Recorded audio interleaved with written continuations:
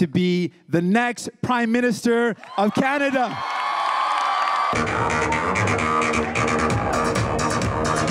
The most anticipated by-election is coming in February. Will Jagmeet Singh, the leader of the NDP, who has been left out of the wilderness in terms of actually being in the House of Commons, can he win his seat in Burnaby? Scheer Chaudhry is with me. This is one of those sorts of interesting situations where normally the other federal parties, meaning the Conservatives and the Liberals, wouldn't actually be running a candidate against the leader. It's sort of this agreement that they all have to allow the leader to get a seat in the House. But the Liberals and Tories are very competitive in this riding. Sure. What do you think the consequences are if Jagmeet Singh does not actually win it? I think that he likely won't. The problem with Jagmeet Singh is, to your point, Adrian, he hasn't had a seat in the House of Commons. There have been a slew of by-elections that he could have run for prior to this one out in Burnaby. And by the way, he's rooted in Ontario, and he's going all the way out west, potentially not having a lot of traction there whatsoever. It's very risky. So in terms of what we can see, I really think that it's a big risk, it's a big gamble for NDP to proceed with Jagmeet all the way out in Vancouver. So the consequences then, of course, if he doesn't actually win the seat,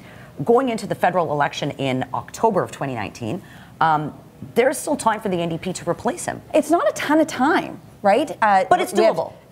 I guess it could be doable, and maybe it'll galvanize the NDP, especially when Andrew Scheer is beginning to get some kind of traction in Canada. But at the same time, a lot of people say he needs to almost put on a safety-colored vest to have some kind of recognition anywhere he goes. A lot of people still don't know who Andrew Scheer is. So the NDP needs to make a quick decision here. If Jagmeet Singh isn't successful all the way out in Burnaby, which again, it's a gamble, they're going to have to move very quickly, find a very charismatic leader who's going to galvanize the base.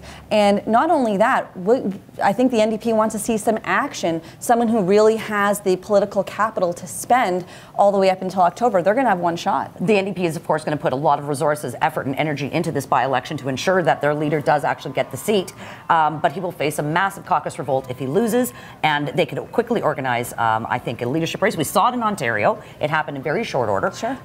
But like the other parties, like the Liberals and Conservatives, the NDP also focuses in a significant amount on the minority communities, ethnic communities. This is something that, for Jagmeet to run out in Burnaby, they thought, well, this could actually be helpful to him. Sure, it's very deliberate. I think going out to BC, there's a strong Sikh community, Indian community there. That's also the case in Ontario. I think that's something that's been missing from his campaign. I think, and I don't think that was a good move for Jagmeet, especially he's a member of the Bar Association as well. I think he certainly could have laid his roots here and really used his Rolodex in Ontario a bit more than he has to date.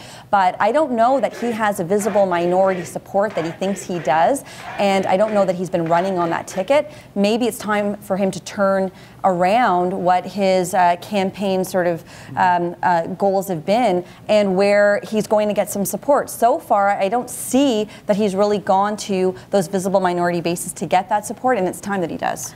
Win or lose, Jagmeet Singh is in electoral trouble come October. Log on to Facebook and Twitter, let us know what you think, and don't forget to subscribe to our YouTube channel.